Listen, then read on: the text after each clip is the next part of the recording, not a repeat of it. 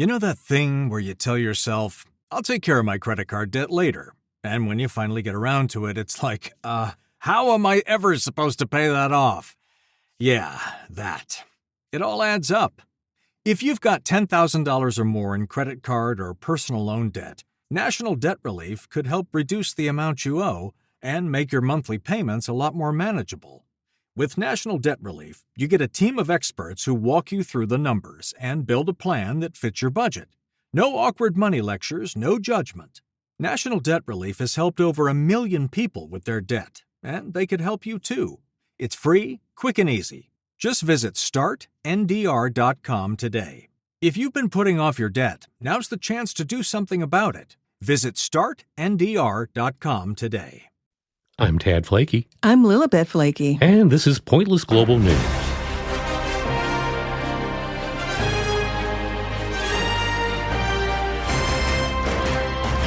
On today's show, a McDonald's manager licks the fries of an unsuspecting ex-girlfriend. Then I'll tell you about the man who broke the record for breaking cocktail sticks. Next, a pony gets rescued from inside a tractor tire. That story later, but first, a McDonald's employee in Massachusetts was filmed allegedly serving licked fries to a drive-thru customer who also just happened to be her ex-girlfriend. The Southbridge Police Department said in a statement that it had concluded its investigation into the incident and confirmed that a 22-year-old female employee from Southbridge, which is about 60 miles southwest of Boston, will be charged with one felony count of selling or distributing food with a foreign substance. Kaylee M. Santos, age 22 of Southbridge, is accused of distributing food with the harmful substance. The investigation began on May 7th after the department was made aware of a video that was posted to the Southbridge First Facebook page, allegedly showing a McDonald's manager gleefully licking handfuls of fries and shoving them in a container to serve to a customer as another employee watched and laughed. The Southbridge Police Department issued a statement on Facebook on May the 8th saying that they were aware of the video. At this time, the matter is being addressed in coordination with the Board of Health and Restaurant Management, they noted. We are also working to determine whether the food was ultimately served to a customer and to identify any individual who may have been affected. They added, we understand the concern this incident has generated within the community, and while this investigation is going on, we ask the public to allow investigators and health officials to complete a thorough review of the circumstances. Detective Sergeant Evan Gankos reviewed more than 220 hours of surveillance footage from inside the restaurant with McDonald's ownership and management to locate the incident on surveillance video.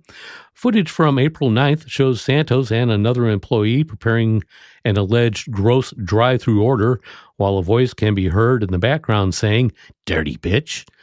When your girlfriend wants French fries today, right? She wants French fries today, right?" The manager says in the video, which was originally posted to a Snapchat account, according to the cops. On the other side of the window, footage shows a gray Ford Fusion, which investigators determined belonged to Haley Coburn, who later confirmed she was the customer who received the fries. Coburn told investigators that she and Santos had dated for about 2 years before splitting up back in October of 2024, and alleged that the McDonald's manager had been harassing her and her new partner after learning of their relationship. Coburn added that she only ordered 2 soft drinks that night, but was also given fries, which she innocently ate. The owners of the McDonald's franchise told police after watching the video that they wanted to pursue criminal charges, as does Coburn. The employees involved were suspended and then fired after an internal probe. Well, I think this is a good reason to think about having robots take over in the food industry, because you don't know what people are doing to your food behind the scenes, and you don't have to worry about a robot licking your fries and serving them to you. And you don't think the robot would have a relationship with another human? That may be. I won't rule out robot and people relationships, because those do happen.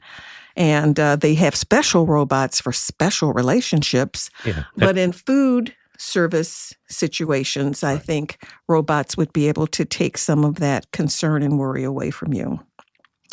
So how many cocktail sticks must be massacred for a mere mortal man to claim a world record for most broken in a minute? Apparently 84, if anyone actually wanted an answer to that question. Although the previous record was only a laughable 58, so the extra 26 broken sticks were just for the man's idea of sick, wood-destroying fun. Last year, an Ohio man who has become a very minor internet celebrity for being a serial record breaker was on a 15-day Disney cruise with his family in the Pacific Ocean. They were headed to American Samoa to visit a national park, and he said there was so much free time that he figured he should break another record. In fairness to him, there's only so much quality time with family or reading a book or starting out across the sea to contemplate life's mysteries that a person can do before turning to trivial hobbies. The man said that with the American Samoa trip, his family has now visited all 63 U.S. national parks. It was unclear whether that was also a new record, but he certainly seemed to be bragging about it. There's nothing really so special about seeing all the national parks, said a guy at an internet cafe. I visited all 63 Taco Bell locations in northern New Jersey, and I think that's much more impressive. I'm confused, said a woman at Starbucks in Seattle. Was it the record for most cocktail sticks broken while on a Disney cruise? Because that would be an astonishing feat to me, as a Disney adult who's interested in all things Disney, she added. But if it's just the world record for breaking cocktail sticks, and he happened to be on a Disney cruise at the time, well, no thanks. I'm moving on to the next inane internet news item. Thank you very much. In a related story about breaking records, Malte Dunzer of Austria set a new world record for most balloons passed through someone's nose and out of the mouth in 1 minute. He also presumably holds the world record for number of children's birthday parties someone has been asked to leave. Dunzer calls himself King of the Freaks, a job title he should consider keeping off dating apps. He broke the record by pulling a whopping 10 uninflated balloons through his nose and out of his mouth in just 60 seconds. If you ever tried to pull even just one uninflated balloon through 2 of your orifices, you know just how truly impressive this feat was. The record was attempted by Dunzer on a German television show. If Germans love 2 things, it's sticking objects in questionable places and inordinate numbers of balloons, specifically 99 red ones. Their usual tolerance for vulgarity made the audience members' reactions all the more significant. Spectators looked on in horror, with some even shielding their eyes as Dunzer worked his way through the world record. The whole spectacle was disturbing to common viewers and basically a snuff film to ENTs everywhere. According to Dunzer, each balloon was coated in oil to make it pass more easily, a tactic originally popularized by drug smuggling cartels. However, with everything going on, it was admittedly hard to tell where the oil starts and the snot ends. Dunzer explained that he had tried out different types of balloons until he found a version that slid through him the easiest. It's the type of experimentation that would likely trigger a close review of the return policy at Party City. Known for his viral stunts, Dunzer had already amassed a large following on social media. Regardless of what everyone thinks of his antics and shock-style entertainment, breaking this world record is nothing to sneeze at.